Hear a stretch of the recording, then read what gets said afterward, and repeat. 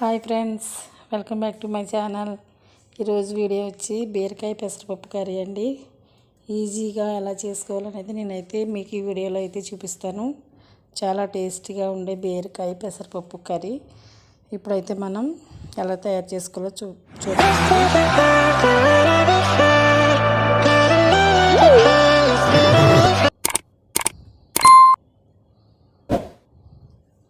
ముందైతే మనం ఉల్లిపాయ, పచ్చిమిర్చి, బీరకాయ, ముందుగా నానబెట్టుకున్న పెసరపప్పు, అలాగే కరివేపాకు, కొంచెం కొత్తిమీర అండి, అవన్నీ కట్ చేసి పక్కన పెట్టుకోవాలి.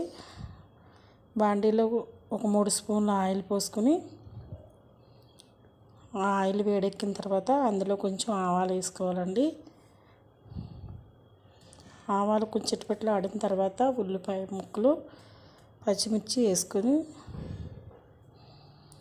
బాగా అయితే వేగేంత వరకు మనం తిప్పుతూ ఉండాలి.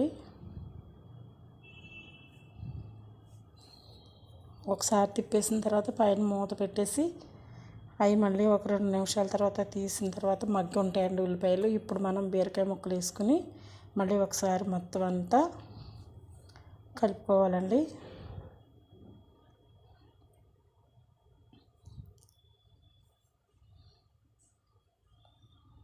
మొత్తం బీరకాయ ముక్కలు, ఉల్లిపాయలు, పచ్చిమిర్చి కలిసేలా కలుపుకున్న తర్వాత దాంట్లో కొంచెం సాల్టు, కొంచెం పసుపు వేయాలండి.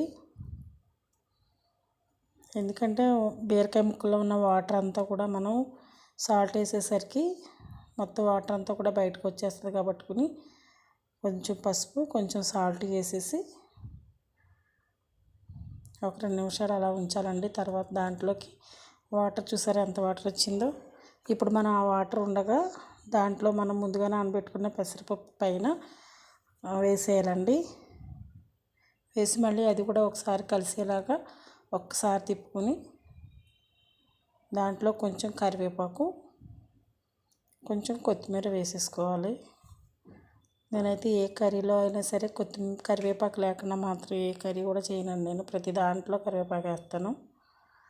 ఇప్పుడు మనం దాంట్లోకి కొంచెం మగ్గింది కదండి, ఇప్పుడు మనం 1 స్పూన్నర కారం, పచ్చిమిర్చి వేసాం కాబట్టి 1 స్పూన్నర కారం వేసి కొంచెం సాల్ట్ వేద్దామండి. ఇందాక ఆల్రెడీ సాల్ట్ వేసాం కాబట్టి కొంచెం సాల్ట్ వేసి ఇప్పుడు మళ్ళీ ఒకసారి మొత్తం అంతా కలిసేలాగా తిప్పుకొని పెసరపప్పు మరీ బాగా మెత్తగా ఉడికిపోయేలా కాకుండా కొంచెం మరీ మెత్తగా కాకుండా అలాగని మరీ పప్పులాగా కూడా కాకుండా మధ్యలో ఉడికేలాగా మనం కొంచెం వాటర్ పోసుకుంటే సరిపోద్దండి.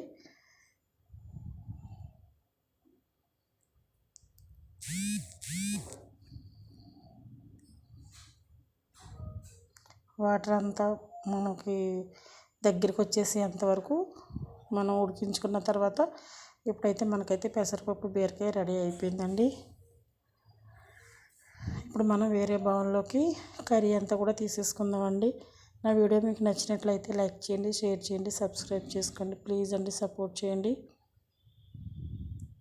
ఇప్పుడైతే మనం పైన కొద్దిగా కట్ చేసుకున్నది కొత్తిమీర ఉంటుంది కదండి, అది పైన చల్లుకుంటే అయిపోద్దండి. ఇదేనండి వీడియో. Thank you.